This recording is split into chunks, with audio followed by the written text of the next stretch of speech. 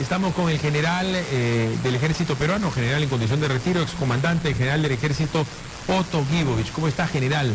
Le agradezco por estar acá en el Exitoso. Gracias, Fili, buenos días y felicitaciones por tu nueva casa periodística. Muy amable. Cuénteme, general, en estas circunstancias en que estamos en paz,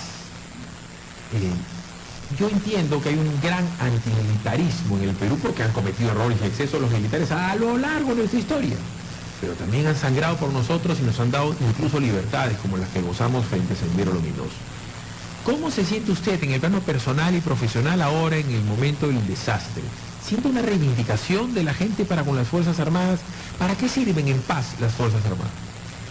Gracias por la pregunta, Philip. Yo creo que desde que nació la República, pues el ejército tenía un rol importante, ¿no? Basadre lo graficó muy bien. Basadre dijo, si no fuese por el ejército, quizá el Perú se habría desintegrado. Pero también es cierto que hemos cometido errores a través de la historia. Pero el solo hecho de que estemos próximos a cumplir 200 años como institución, grafica que hemos sido, a pesar de los errores, hemos sido más fuertes que los errores, ¿no? Hemos sido más útiles a la nación que aquellos errores que podemos haber cometido. Hoy día yo veo que se está hablando en la sociedad, en la prensa, en los académicos, hablan de COEN, de COER, de Fuerza Armada, de Policía, hablan de términos que muchas veces no se emplean, lo cual me parece que es una forma de ir entrando un poquito más a entender la cultura de defensa y la cultura de seguridad.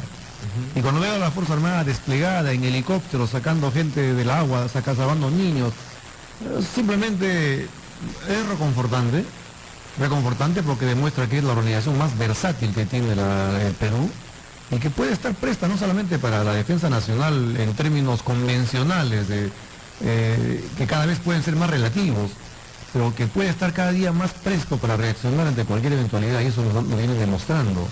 La población hoy día, tú escuchas que llaman por teléfono y piden que venga un helicóptero, porque saben que el helicóptero puede ir y puede sacarlos. Las imágenes de Catacaos, de la Catacaos, gente desesperada con sus Fuerzas Armadas. literalmente con el agua hasta el cuello, ¿no? Con gente salvándose con el agua a la altura de acá de la barbilla. General, hace 2 semanas, Quique Bravo Prado no me puede dejar mentir, ni tampoco los oyentes de Exitosa. Yo estaba entrevistando 2 semanas al vicepresidente de la República, Martín Vizcarra. Y en determinado momento él agarra y me dice, como dice el COE, ¿no? Que es el Centro de Operaciones de las Emergencias Nacionales. Yo le digo al aire en vivo, no funciona la página del COE. No dan información en el COE. Ahora lo puedo decir, lo puede hacer público. Yo hablo con el primer vicepresidente de la República y hablo con la gente de comunicaciones del Ejército del Perú. Quien ha organizado el COE es el Ejército del Perú, las Fuerzas Armadas del Perú. Y quien en este momento es la cara del COE es Valia Barack. Su hermano es un comando de ejército. Sí, ciertamente. No había organización, porque nosotros los civiles no estamos preparados como ustedes para el arte de la guerra. Y la guerra, para que la gente lo entienda, no es la destrucción solamente bélica del enemigo. En una guerra uno destroza los puentes, nos han roto las fuerzas del clima 170 puentes. En la guerra, y acabamos de estar escuchando, general, lo que pasa en Trujillo, se bombardean las instalaciones de agua, se bombardean las instalaciones de luz. La guerra, el arte de la guerra, lo dice von Clausewitz, es doblar la voluntad del enemigo, no es matarlo. O sea, a nosotros nos están quebrando a voluntad la fuerza de la naturaleza. Para eso está la fuerza, y esto como lo entienden ustedes porque tienen un adoctrinamiento, saben cómo comienzan a llegar a la gente y tienen un comando operativo que se mueven orgánicamente con subordinación y valor, cosa que no estamos preparados los civiles. ¿En qué parte me equivoco? ¿Ustedes han nacido para esto? Se lo enseñaron, general. Ciertamente, cuando tú manifiestas la voladura de puentes a través, es cierto, ¿no? Podríamos hacer una analogía entre lo que significa la destrucción bélica, que justamente busca los puntos sensibles, ¿no? Las hidroeléctricas, los puentes, aquellos sitios que son vitales, que van a ayudar a minar la voluntad de lucha del adversario. La naturaleza lamentablemente siempre voltea en aquellos puntos más sensibles, ¿no? Primero te corta los servicios básicos, te corta el agua, te corta la luz. Y si te corta la luz posiblemente no tengas comunicación, y te aísla. Yo viví la experiencia en Pisco, yo era comandante en ese entonces de la segunda división, y recuerdo que a las 6:30 de la mañana me dieron la orden de usted afronte la respuesta a la emergencia. Esa fue la orden, afronte la respuesta a la emergencia. No teníamos comunicación, o sea, a las 2 horas estaba sin celular. Se cayeron la línea. Y no había energía eléctrica para enchufar y cargar tu batería. Cosas tan básicas como esas. Entonces hay que buscar soluciones. Y aquí viene un tema muy interesante, Philip, que es el plan B, los planes de contingencia. Hoy día yo he visto, me parece muy bien la forma como han distribuido un ministro por cada área en emergencia, o 2 ministros por cada zona en emergencia. Eso es muy bueno. Pero además, los demás ministerios deberían tener siempre un plan de contingencia, un plan de reacción para estos desastres. Pero ¿sabe qué me temo? Que muchas veces tenemos que vivirlo para entenderlo. En la Fuerza Armada, nosotros siempre tenemos planes de contingencia. Yo le ruego al general, luego de la pausa que viene, explicarle a la gente qué implica ser un general de división, un general de brigada, o un almirante, o un general del aire. ¿Cuántos años te demora llegar ahí? ¿Y qué cosas son las regiones militares? ¿Y cuál es la responsabilidad? ¿Cómo operan estos señores en el supuesto que nos bombardeen, que nos quedemos sin agua, sin luz? ¿Cómo hacen para llegar al punto más recóndito? La aviación del ejército, porque el ejército tiene helicópteros, la aviación de la marina y evidentemente la gente de la FAP tiene helicópteros. ¿Cómo se llega? ¿Cómo se conoce? ¿Cómo es que te subes y sabes a dónde tienes que llegar? ¿Al ojo? ¿A la vista? ¿Llegas al tanteo? ¿Cómo bajas? ¿Cómo operas? ¿Cmo haces? El general Gibovich nos va a explicar cómo están haciendo en este momento, que además en este momento, siendo las 8 de la mañana con 17, puede estar muriendo nuestra gente de la Marina y del Ejército, y usted lo sabe, general, están peleando en el Brahim contra los terrucos. Es una broncaza. Broncaza implica la muerte de gente en este momento que nosotros estamos hablando. 8 y 17, regresamos con Gibovich.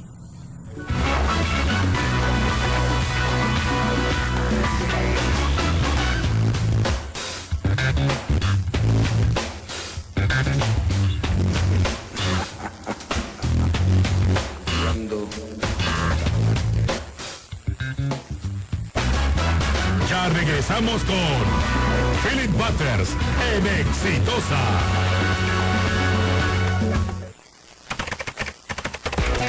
No busques más y ven a Compupalas, donde encontrarás las mejores laptops, smartphones, iPhones, tablets, computadoras y demás artículos tecnológicos para tu hogar, tu estudio, oficina. Todos los mejores videojuegos están en Compupalas. Encuéntranos en la avenida Petitoars, cuadra 53 en Miraflores, o en la avenida Arequipa, 2 cuadras del Óvalo, Miraflores.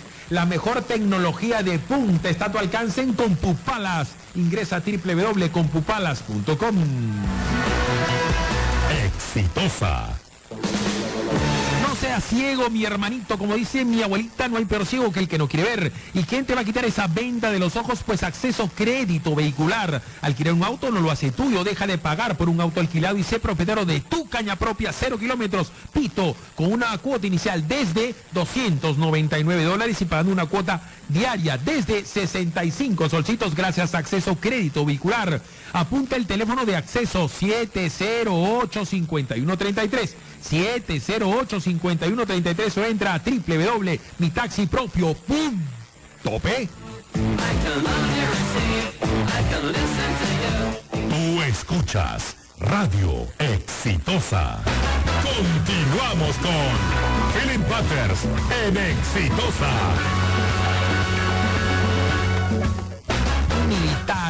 Un militar, un general del ejército, un almirante de la Armada Peruana, un comandante del aire, sabe de matemática, de aritmética, de geometría, de física, de química, de organización, de electrónica, sabe de ciencias naturales, sabe de problemas climáticos, sabe leer mapas, sabe ingeniería de sistemas, sabe un montón de cosas, de organización, de liderazgo, de iniciativa, un montón de cosas que no tienen que ver con las armas. ¿Cuál es la organización del Ejército, Marina de Aviación y cómo operan? En este caso, ¿cómo han hecho, general? Ahorita que nos están salvando. Fíjate, hay un despliegue territorial. El despliegue estratégico de la Fuerza Armada es lo que llamamos el despliegue territorial. Significa de qué manera en todo el territorio nacional tienes tú aglutinados núcleos de fuerza. Entonces tenemos fuerzas en el norte, en el centro, en el sur, en el oriente, en el Brahim ahora combatiendo a los narcoterroristas. Entonces ese despliegue territorial obedece a apreciaciones, ¿no? Apreciaciones de seguridad, apreciaciones sociales. Hay fuerza de seguridad interna. Entonces ese despliegue territorial hace que la Fuerza Armada pues sea la más apta para reaccionar con rapidez ante cualquier eventualidad. hay un comando centralizado, pero hay una, fíjate cómo es, esto parece una paradoja, pero tenemos un comando centralizado único, al mismo tiempo somos la organización más descentralizada que tiene el país. Estamos desde Huepí, en la selva, hasta Santa Rosa, en Puno, con Tacna, y podemos estar en Tumbes y estamos también en Madre de Dios, en todos los extremos. Cuéntele a la país. gente en dónde ha servido Guibovich desde que salió de la Escuela Militar de Chorrillos. Bueno, si te cuento en síntesis, mi primer puesto fue ir a Zarumilla, en la frontera con Ecuador, en la década del 70. Después he estado en Santa Rosa, eso está en la 4.800 metros en Puno, cerca al Paso de los Vientos, en la tripartita. Después he estado en Pantoja, Cabo Pantoja, que es en la selva, es en la fusión de la unión de los dos ríos, Aguarico y el Napo, donde falleció el Cabo Pantoja, que le da el nombre al lugar donde tuvimos guerra con Ecuador hace mucho tiempo. Después he estado en el Guayaga, después vino ya la zona de emergencia. Mi generación perteneció a esa generación que puso... ¿Qué edad tiene usted, general? Hoy ya tengo 63. ¿Dónde ha combatido usted? Bueno, en Ayacucho, el Guayaga, Ayacucho y vuelta a Ayacucho y vuelta a Ayacucho, ¿no? O sea, ¿Usted ha estado en combate bajo fuego? ¿A usted le ha disparado? claro, ¿Usted ha matado? ¿Usted claro se ha que tenido que sí. enfrentar alguna vez en su vida mano a mano con alguien? Hemos tenido ataques, sobre todo en el Guayaga. Atacaron muchas veces las bases, inclusive la base central, pero en épocas muy difíciles. Y el comandante tiene que estar, pues tiene que compartir el riesgo con sus subordinados. Entonces, ojo al líder. Es ojo al guía. Ojo al guía es una filosofía por la cual los subordinados se ven motivados, se ven inspirados en el comandante cuando el comandante va adelante. Nosotros, fíjate, si hacemos estadísticas durante la guerra contra el terrorismo, la cantidad de oficiales que han fallecido es bien alta. La gente dice, bien alta. hay gente que cree que los oficiales no pelean. ¿Por qué? Porque el oficial va adelante, tiene que ir adelante. ¿Sabe por qué? Porque tú tienes que hacer lo que se llama la apreciación de la situación. O sea, tú tienes que ver el panorama y tomar decisiones sobre la marcha. Correcto. Entonces, y si tú vas atrás, no tienes la opción. Ahora, ustedes que han visto el panorama, cuando pasa esto y el presidente de la República, que es el comandante general de las Fuerzas Armadas, le dice, operen, como le dijeron ustedes en su momento, háganlo. ¿Qué hacen ustedes? En ese ¿Cómo momento... recaban información? ¿Cómo saben dónde tienen que ir? ¿Cuántos helicópteros?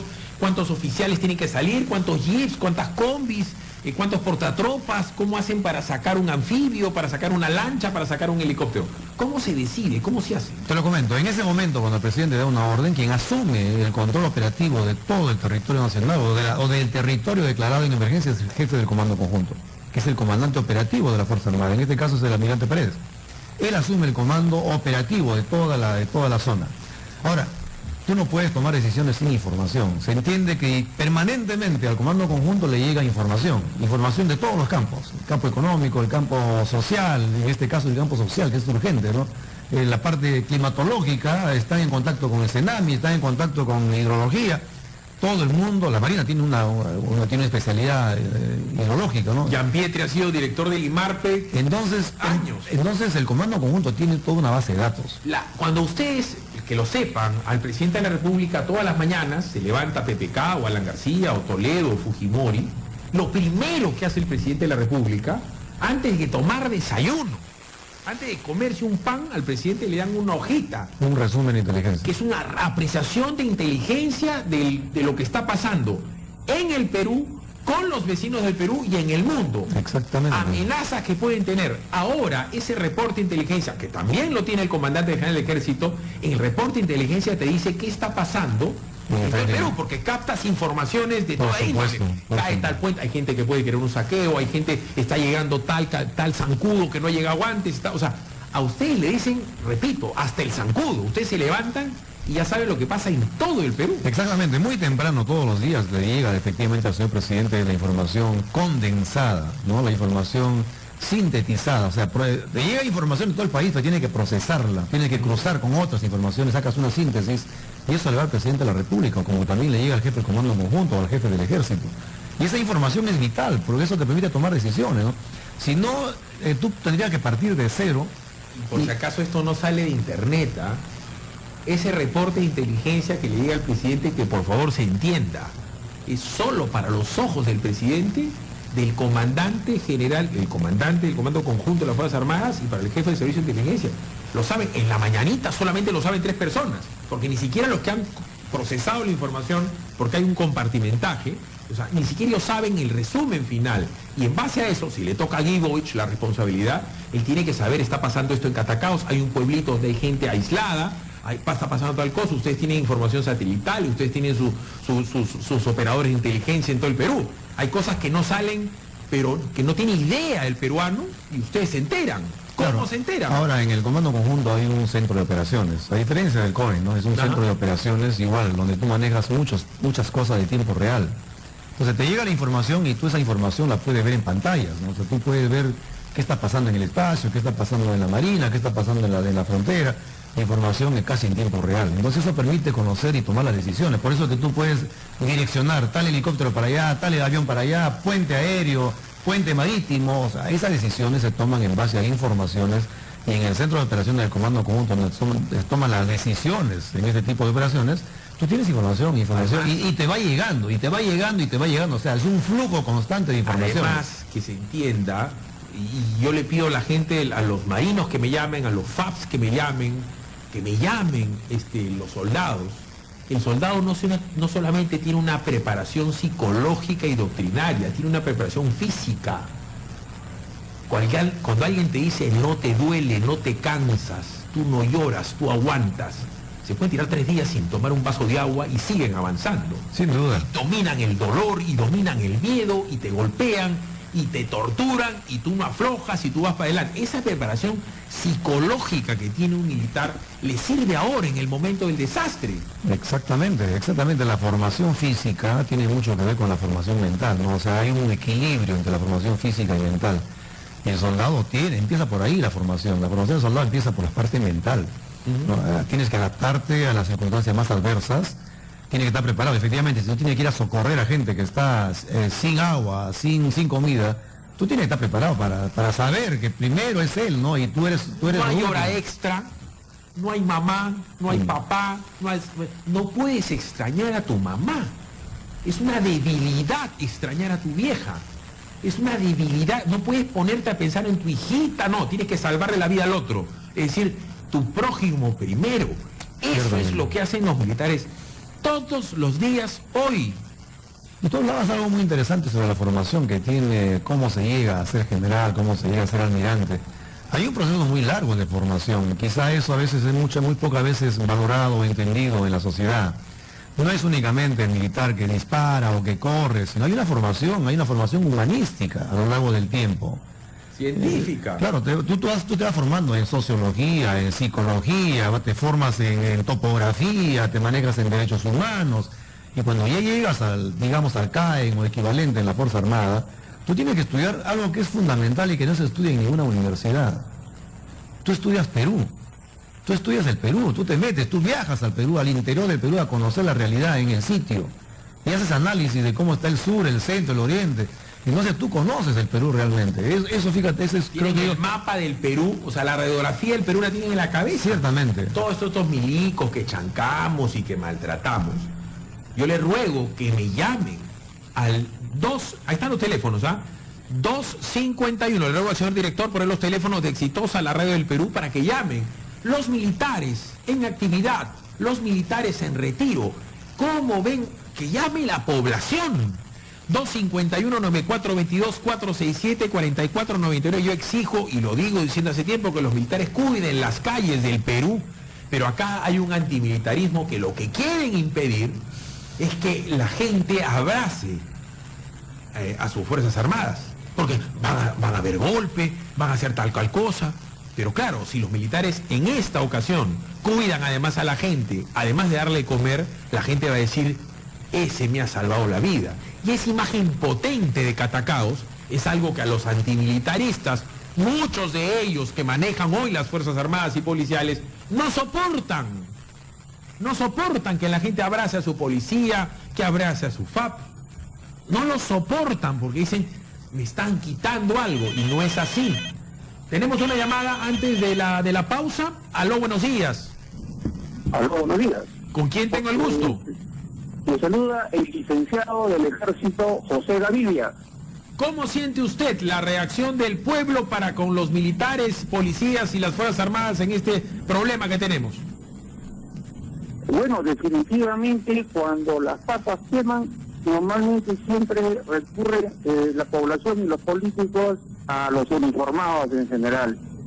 Definitivamente nosotros estamos preparados gracias a las instituciones de nuestro país para poder afrontar las situaciones extremas como en estos casos. Sin embargo, quiero hacer notar una enorme deficiencia en la cual yo personalmente pude notar hace muchos años atrás, y el general Otto Guillovis no me dejará mentir. Sí, lo escucho. Como presidente de la Asociación Nacional de Licenciados, hace muchos años atrás, pude darme cuenta que el Ejército, la FAP y la Marina no cuentan con una base de datos de los licenciados de las Fuerzas Armadas actualizada. Esa información no se cruza con RENIEC. La ley de servicio militar y el reglamento de la ley de servicio militar, antes obligatorio, hoy voluntario, establece que debe de existir la OCRM en el Ministerio de Defensa. Eso es la Oficina Central de Registro Militar. Personalmente a mí me consta que esa oficina no existe. ¿Cuál debe ser la función de la OCRM? Centralizar justamente la data de todas las personas que pasan la situación de retiro, para poder así los generales de los comandos de reserva de movilización que están a nivel nacional tener información en tiempo real. Correcto. Es decir, si usted es general allá en la zona norte, como en estos momentos, debe de ver por computadora, a ver, cuántos licenciados, cuántos reservistas tienen en estos momentos. No solamente, y amplío, me queda claro su punto, y le pregunto, y le quedo picando al general, no solamente eso, yo soy un marino frustrado.